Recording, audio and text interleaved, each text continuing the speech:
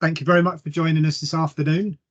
We'll crack on. I'm conscious there will be people joining as we begin, but welcome to the session, which, as you will see on that screen that we've got in front of you there, is all about unleashing the power of your screening platform as a managed service provider, maximising your efficiency and success.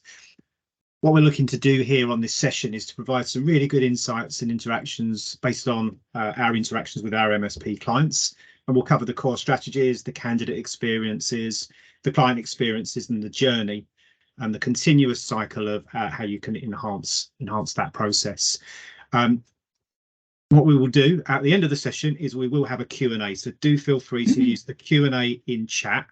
There may be another route for that, I think, through AppSco as well. But if you use through the chat, put the questions up and we'll get those covered at the end. My name is Colin Whipp. I work at the Access Group. I've been here for coming up to 30 years of continued service. I've been in and around recruitment for that period of time. And I've been working closely with screening for the last 2-3 years. Joining me is my colleague, who I will allow to introduce.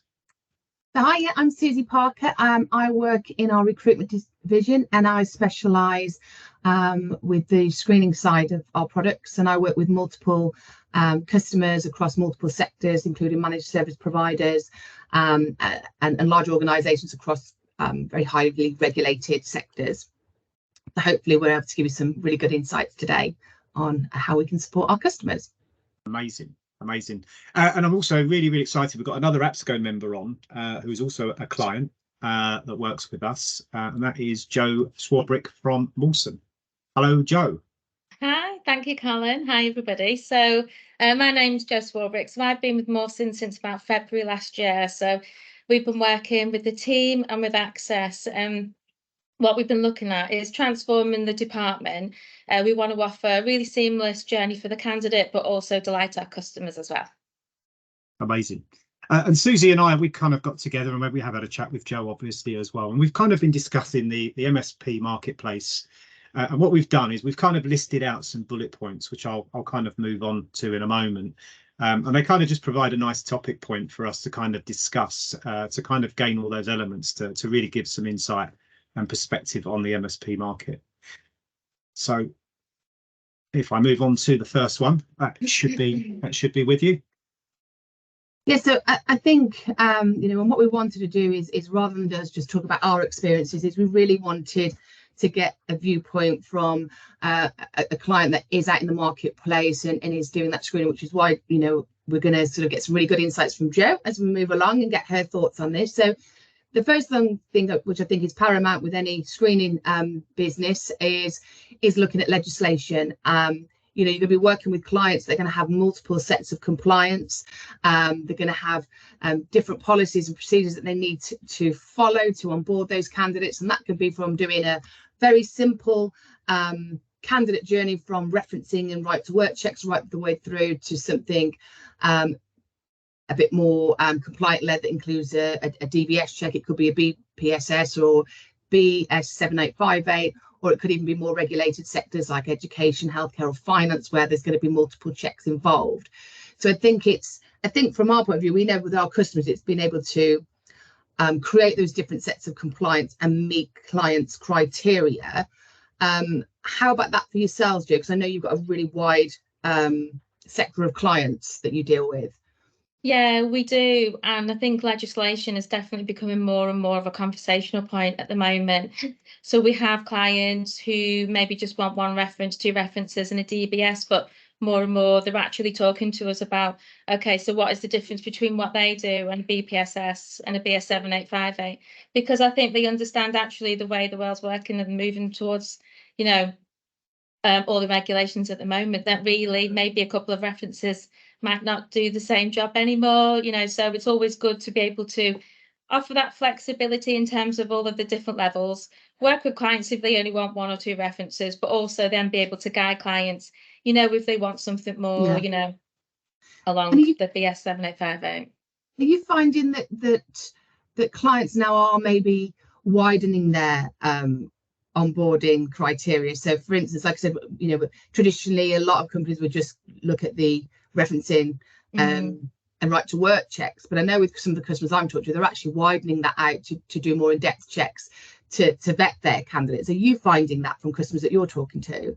Yeah, so even clients who have BPSS already, BS 785, they are actually deciding that they want more checks now. You know, social media and finance checks are becoming much more common, you know, in terms of whistleblowing, you know, from the journalist check, but also what are their candidates doing before they join them. You know, they just want to make sure that they have a better all-round picture of the candidate, really, I think, before they start, because I think just gathering references now that, you know, a referee won't necessarily say, oh, don't hire that person, you know, they were off a lot. They need to gather up a bigger picture. So just a start and an end date, not necessarily say kind of, you know, what the candidate is like. And, you know, now we've got social media. They do really come in handy for some clients. Yeah. And I suppose that leads us on to when we talk about how you're gathering that information and maintaining that evidence, because with the clients, once you've done those checks for the candidates, you know, you need to have a clear pathway of how you've collected that information, how you've stored that information, you know, and then how you relay that back to your clients to show that you've managed that process and you've got a full audit trail of that. Now, I know in terms of my customers, that's really important when we're looking at workflows and collecting that data and sharing that data. How important is it for you and your customers? Oh, it's really important. I think being able to, you know, have a log of an audit log of what a candidate's done when they've done it, but what the team have done and when they've done it, you know, we're able to, you know, to really build up a really good picture for the client, so we can have a conversation should it be needed, you know, should we have to risk assess somebody, but also from a candidate journey point of view, that we're only asking the same question once. It's not multiple times with the recruitment team, multiple times with us. You know, and again, it's all kind of worked towards giving the candidate a really, you know, seamless journey, you know, so they are excited to start as they can. It's minimizing having to send out, you know, a link for this check, a link for another check, something else for references. And to be able to make it easier for them to give you everything in one place means that they're able to provide that data. And I think, you know, I think nowadays as well, I think people want to do things fast, they want to do things quick. So it's kind of making it as simple as possible.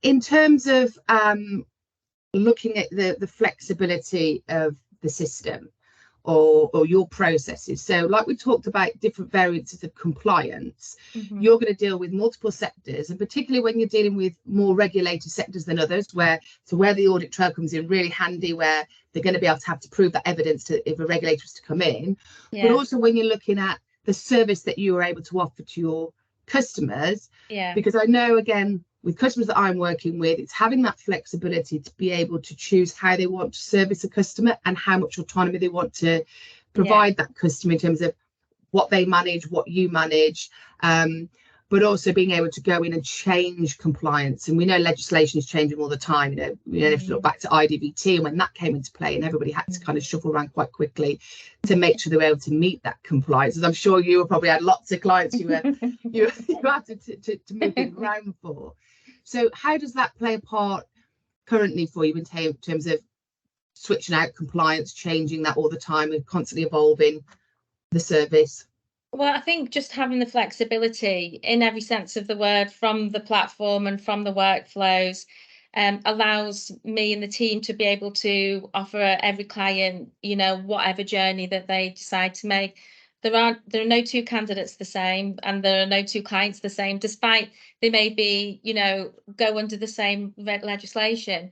There are no two of anybody the same when it comes to screen, because it's just individual candidate backgrounds. So I think the flexibility is good in terms of workflow, because it means from the platform point of view, because my team can go in and we've got the autonomy to work future-proof our workflows for the client. So we know that, you know, we've got a long-term strategic partner there, but also if, you know, going back to the evidence slide before, if we have a candidate who actually it may raise a red flag and actually they may want to do an additional finance check, we have the ability to go on and do that, you know, so it really allows us to deliver, you know, going back to delighting customers, we can delight them because we can offer them whatever service they need, you know, help them out in their hour of need, or be able to provide, you know, a long-standing service that they know is just ticking along in the background. while they're running their business and doing their recruitment. Yeah, there's a lot to be said for that, being able to just slot things in as and when you require, and again being able to do it at speed. And on that subject, we kind of at Access we work in groups on the screening platform continuously, and we're always looking at one thing which we refer to as kind of like our North Star, right? So our North Star is all about the speed to hire. So everything we do is all geared around how we can improve on that constantly. So any product meeting, and Suzy will vouch for that because she comes to some of those as well, and we all sit there and basically get the whiteboard out, and there's the North Star, or how can we make this better? How can we make this go faster? We're always looking to ensure that the data quality and the validations. So we've done tons of work, as you know, Jo, on the DBS side for validation, because we all know that as you know, whenever we fill in any forms or whatever, none of us really like doing it, if we're really honest about it. And the easier and more simple that form becomes, the more likely we are to do it, and we'll kind of you might smile at it, but you know, if you're winning. But the idea is to kind of make sure that you make that journey as smooth and as easy as possible. You've got an excited candidate because they've got a role, they know they need to go through the compliance, and we're always looking at how you can turbo boost that to make sure that process is nice and smooth. In terms of how you guys operate, you know, in terms of speed of onboarding, how do you kind of message that with your clients and your candidates alike? Yeah, so speed of onboarding is one of the most conversation topics that we have. The amount of candidates that are out there at the moment, and Morson, you know, is a recruitment, you know, agency. So the amount of candidates that we deal with our clients and outwardly in the wider Morson group, you know, it's so important. The candidates, they're excited. They've just been offered a job. We want to jump on their, you know, on their excitement and their engagement. We want to send them one link that will cover all of the aspects of their screening, and we want them to know why we're asking them these questions, and you know, who we are. So we work really closely with our clients in terms of our strategic partnerships. We will have candidate packs. So the candidate, before they even sit down, they know who we are because there's been multiple touch points introducing us. So that avoidance of doubt, who's this company? Like, are they going to run away with all my information? Which we wouldn't. So it kind of takes all that avoidance of doubt away. So then we will also then say, this is why we need this piece of information, and this is from your, you know, as request from the client or as part of the regulation. But then we will always say, this is what you need when you sit down. So they're not filling in the portal and then going away for a passport, then coming back and going away for a proof of address. They know what they need before they start. They sit down and they do it. And then it doesn't take very long. You know, the platform's really intuitive. So hopefully, you know, we'll get them on day one. They get the link, they fill it in, they've got everything there. And then that just makes the whole process a lot smoother and faster for them, because it is so important, you know, the speed of onboarding, because it's a candidate market, isn't it? You know, and we don't want candidates to have a couple of job offers on the table and they'll go with everyone, you know, they can help them faster. Yeah, no, absolutely. I think usability is sorry, Colin, I was just going to say that I think usability is key, isn't it, as well? It's like being user friendly, having a portal that the candidates can actually work their way through, and so it's not rocket science. They haven't got to think, I've got lots and lots to trawl through. And I know feedback that I've had is that the candidate portal is a really good way of introducing their business or bringing people through, because it's just an easy step-by-step guide for them to give you everything without overcomplicating it. Keeping it simple is key to keeping them engaged, keeping candidates engaged. It is. And also what we can use is the platform has different, you know, different like boxes that the candidate will sit in that us as a user will be able to see. But that enables us to give some really rich data to the client to say, you know, you have half of your population of candidates take 3 days to fill in their portal. So what can we do to help you up front in the recruitment process, which will make them more engaged and maybe fill it in on day one? So it does come with rich data that we can help inform a client, because ultimately, you know, it's costly as well from a client point of view. They only want to recruit as little people as possible. Absolutely. A lot of that kind of comes down to really kind of like making sure that the candidates are prepared.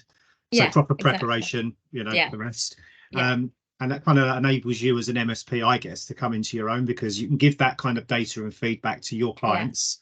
They can give that feedback to their candidates. And just through that whole kind of continuous learning, if you like, at that point, and you can just make sure that the candidate, as you quite rightly said at the start, they know exactly what's expected of them. They know what they're going into. They've been prepared. and they can zip through it and hopefully Yeah. smile while they're doing it. Well, customer service is so crucial to what we do and what Morson Group stands for, you know, and that comes right from the top. So for me, it's you know, having that smooth journey. We've got the candidate pack, we've got people at the other end of a phone. You know, there are no tickets that are raised. You can speak to somebody if you're worried, or if you're unsure, or maybe if you just don't know what to do. You know, we have got people there that can help. Yeah, no, and that's again one of the benefits of having a platform that can kind of manage it. It means you can scale up and enable that time for the all important phone calls to help out when required, which kind of leads us on to the automation topic, because everyone talks about automation, whether you're talking about MSPs or anything else in life at the moment. And automation has a big factor, and I think it probably kind of almost traverses into what we were talking to previously. What's how is automation kind of changing and making things possible at Morson at the moment? Well, I think automation is huge. I mean, not just even from screening and what we're talking about today. You know, if you think about AI and, you know, it's just, you know, it's here to stay. And it's not about what can we do to replace the people. It's about what can we do, what can the people do differently to enhance what they do or enhance the journey. So for us, the automation that comes in, so, you know, maybe we're thinking about the system automatically chasing the candidates.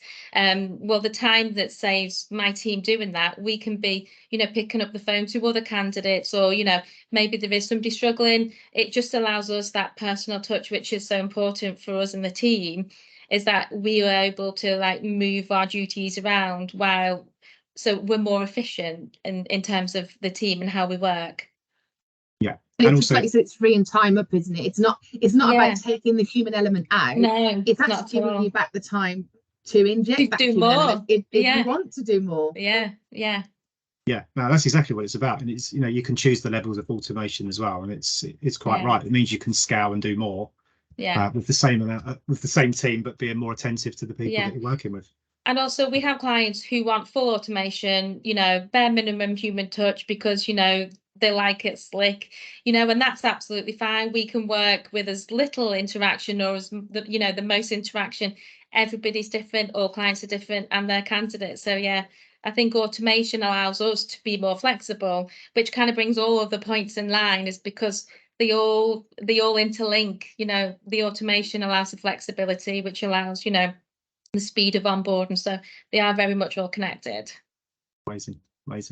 The other thing about it as well is, you know, in terms of the whole process as you're kind of traversing through it, is really having a visibility of the process, which you've already talked a little bit about, and just knowing where, you know, knowing what the costs are going to be. And I guess that from an MSP's perspective, you know, our role is to make sure you're aware of that, and then your role would then be to pass that on to your clients as well, so that they can just get on with the important part of the compliance applications. Yeah, well, that's it. Us having the visibility and working with you as a strategic partner with us, rather than us with our clients and flipping it, it allows us to be able to future-proof for the clients. It allows us to be able to, you know, inform them of all the new things that are coming out, or perhaps they've got a real need, you know, that I can talk to you both about and be like, I've got really good ideas come from this client, you know, what do you think? And it just having that visibility, you know the costs around it, know what limitations are, and it kind of helps kind of shape the future of what we need as a client, what my clients need, but also what you guys need as a business as well. Yeah, no, that makes a lot of sense. Okay, and then that one I think leads quite nicely onto, again, we've kind of touched on this. It's interesting when you put these kind of points together and you start talking about them, they all have a lot of crossover. That kind of brings me on to the point in terms of service and relationships and the importance of that, and how that enables an MSP to be the best it can possibly be. I think the key word for service and relationships really is transparency. I think that goes hand in hand with customer service. I think you can build a strategic partner if you trust them and they trust you. And the only way you really get that is if you're, you know, super transparent about, you know, about any limitations, about what is in the art of the possible and what actually just isn't. So then if it isn't, we work around it, you know, and that's what a partnership is all about. And that's very much how we work with our clients, is about listening to them. It's about understanding what they need, what their business, their business is in now, and what about their business next year and beyond. And it's about taking the information and that data from all of our clients and then kind of working with you to say, right, we know there's going to be an expectation for X, Y, Z in a couple of years, so we can start planning that in now as our relationship. You know, it goes back to customer service. You know, you have to delight customers, because then that's how you kind of build the trust. It's keeping conversations going, isn't it? It's keeping that dialogue going all the time and being able to have those conversations. Like you said, Jo, if you're speaking to could be a potential new customer and you think that there's some criteria, some requirements here that we might need to look at. It's been able to, you know, for us, we want to be able to talk to our customers like, what are the capabilities of the system? How are we going to facilitate that and support you to do that?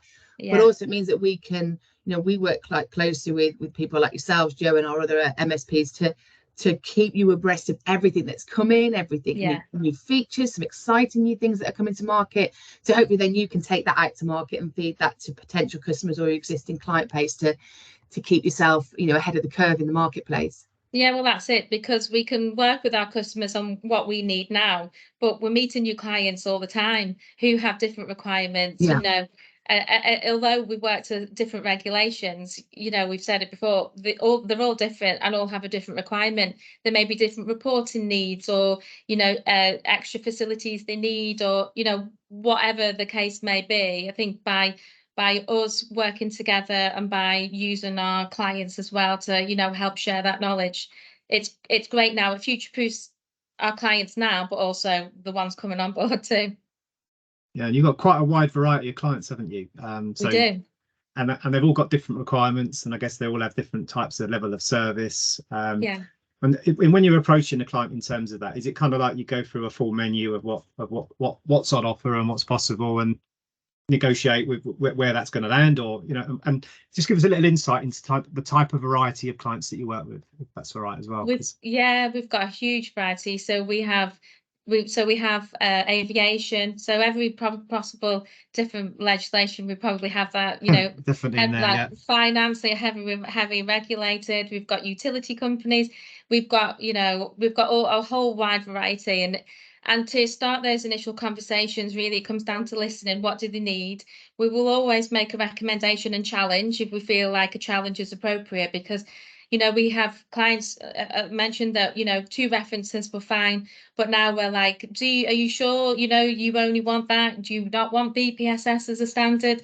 You know, because interesting, we just got into the conversation that if you only collect 2 references, you could be collecting 20 years of references or 2 months of references. Where if you do BPSS as standard, you're treating everybody the same and you're gathering the same, you know, it's a time period rather than just a point in time. So that's always an interesting topic to have a conversation point with a client. But yeah, it just offers that whole variety, really. No, definitely, especially when you're kind of talking about different checks that they might not know existed, and they're kind of recommended, but they could become legislation. It's just making sure they're aware of it, and then they can make the right choices. And it's also about, from a client's perspective, have they had something that's happened in the past? Have they had a whistleblower? So now that they are really cautious with every check, and everybody has to have lots of checks, you know, you get that, but then you get the other spectrum where it's like, oh, I'm not bothered, like, just whatever. No, just a DBS and they're in. It's a bit like burglar alarm, isn't it? Everyone gets a burglar alarm after they've been burgled. Yeah, so... exactly. Yeah. That's brilliant. That's brilliant. What we'll do now is we'll see if we've got any questions coming in. So if we move on to the Q&A side. I don't know if we've got any in. Bear with me one moment and see.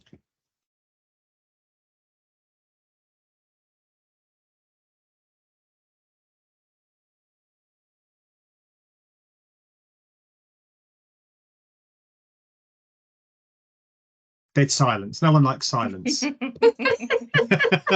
We're all poised, waiting for the $1 million question. Yeah. I know. There was one that came in. We'll just rattle through these, Jo. Oh, here we go. There's one coming in. So, what number of? Bear with me. What number of candidates would you initiate in a typical week? So typically, we have about 40+ candidates. So about 40 a week. They could be various different links for DBS. It could be project work, it could be, you know, aviation, it could be a multitude, but yeah, about 400 a week. 400 a week. So I thought you said 40 at the start. I was thinking, no, 400. That's all right. Yeah. And how many clients do you have as an MSP that you kind of service at the moment? Yeah, so we have approximately? about 40. We've got, I'm delighted to say, a very healthy pipeline, but we have about 40 that we deal with. All come with their peaks and their troughs, and that's how we kind of manage the, you know, manage those and manage the team, is because we know we can forecast who, you know, what sector is in peak season, what sector's not, and be able to kind of move the team around. So we're very lucky, the team are very good, and, you know, they all can do all types of vetting, which I think is important, because then we can parachute different people in. Despite we have subject matter experts and we have account managers that are dedicated, but we also have support across the team.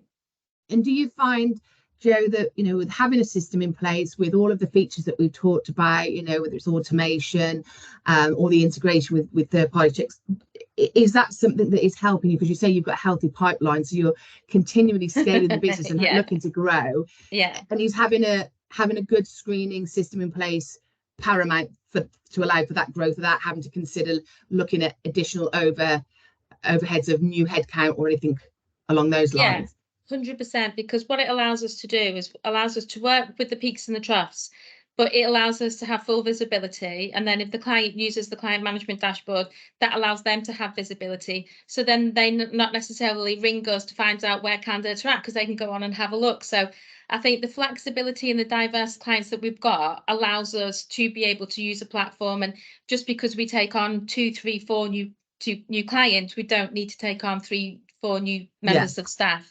And you can really, you know, the visibility and the autonomy and the ease of it allows us to be able to kind of scale up and grow, but be flexible in periods where we're not necessarily in a peak for all of our clients. And you haven't got to dilute the service offering that you're giving and the level of service that you're giving to your customers. You're still able to maintain that level of service, which is what makes, you know, you a successful MSP. Yeah, I think because we have such a diverse range of clients that not everybody is going to have a peak. If we had all aviation clients, then that would be a logistical nightmare. We would need to really, you know, December right through to March, and then tailing off in summer, we would need loads of people. And then in winter and autumn, we wouldn't need anyone. So I think having that diverse, you know, group of clients allows us to manage all peaks and troughs without having to suddenly scramble and get loads of people and then having to let them all go. Yeah, no, that makes sense. There's another question here as well. It's a great one, actually. So how quickly are you able to onboard a new client? Again, I don't want to sound cliche, but we are all about flexibility. We have a new client going live on Monday, actually, and they have circa 1,100 candidates a year, and we've done that within 2 weeks. Their incumbents get switched off, so we've managed to pull all that together. And then a couple of months ago, I was talking to a client who was very much a slow burner, in so much as they wanted 6 months as their implementation. You know, they really want to, you know, really take their time. They want to amend all of their processes at the same time. So what they want to do is see all of our touch points. How can they then improve all of their touch points at the same time? So that's a huge project. Whereas, you know, the one going live on Monday, they're like, whatever process you say, we'll do, we'll change, it's in and it's done. So yeah, we can, it really just depends. Yeah, it fascinates me as well, because you've got quite a contrast there. So someone that's pretty rapid, like looking to go ahead pretty quickly, versus someone who's like, let's do this over the 6-month period. So so in terms of the one that's going fast, would you be kind of like building the workflows with them, teaching them how to do it, or doing it for them, or pre-building? What's kind of the approach on that? Because in the reverse on that, when you've got a 6-month one, you can probably sit down and write user guides and all sorts, I'm imagining. Yeah, well, that's it. Yeah, so for the client who's going live on Monday, we literally listened to them. We did a discovery. We took all of their information. Then, you know, we know what we do works really well. So we told them what we recommend them to do, and that they were super good. And they were like, yeah, well, everything you said, we'll do. We'll amend any of our, you know, processes. We want you to run it how you know how to. So they're very, very good in that way. So what we've been able to do is we've just gone away, we've built it, we've done training with them, we've sent them, you know, all of the wording of all of the workflows so they can digest it, amend it, change it. But they are literally, you know, super happy for us just to kind of gone away and done it. Whereas I know when I was a client of Morson and we were doing it, I was very much involved in there. No, I want to be involved in that bit, you know, and we can do it any way that they want. I think that's just my control. Do you kind of Took do you have to, over. do you have to deploy extra kind of personnel on when they go live on a Monday after a quick start, or are you fairly relaxed? You've got it all right. Is there any different approach in that? The only different approach that we would have is we would just have probably a more heightened hypercare afterwards. So, you know, rather than a weekly catch up, we may go a few little daily huddles, you know, for the first few days. They are expecting to send through, you know, for the first month, like 70 to 90 candidates. So, you know, we are going to stay close to them. But the client is very, very good, and you know, they know 2 weeks. We're like, well, if we need to have a change, you know, it's fine, we can change little things if needed, you know. So after 6 months, if we've done after 6 months, I would expect it to be pretty bang on, you know, when everybody have gone through all of the training, all of the care multiple times. So Yeah. you know, that hypercare is not as, you know, probably there wouldn't be a daily requirement, but again, that's just, we can work differently for different clients. Brilliant. Oh, cool. And there's one other that's coming here is accessibility. It's a huge thing. What are you hearing from your clients in relation to making compliance applications more accessible for the candidate? Well, there's a lot of talk about it at the moment. I think, you know, ED&I is high on everybody's agenda, not just for screen. And I think it's, you know, loads of companies have it super high. For us, and what does it mean for screening? Well, you know, we've got candidates who, you know, English not necessarily their first language. So for us, the, you know, the accessibility to change, you know, the language is huge. I think being able to give everybody the same experience on the same platform is really huge, you know, because you do want to treat everyone the same, and you know, you want everybody to have the same experience. And if, you know, if you need to have a magnifying glass or you need to change the color to get the same journey, then it's amazing to be able to offer that. Got it. Well, that's good. I mean, we actually are working very, very closely with a partner. As you know, we've had meetings about it. So imminently we will be launching an accessibility toolbar for the candidate portal. And pretty much as you described it there, the candidate will come in, and if they need the accessibility toolbar, they can activate it. They can change the language. They can get read through, so it can read it out to them. They can change the font. So yeah, we're quite excited. It's going to be coming very, very soon, actually. So watch out. That's not far away. Yeah, absolutely. No, absolutely. Delighting our customers even more. Just make sure there's no more. I think that is all the questions. So thank you so much for your time, Jo. It's been really good having a chat with you this afternoon and covering that off, and I hope that's benefited those that are watching the webinar.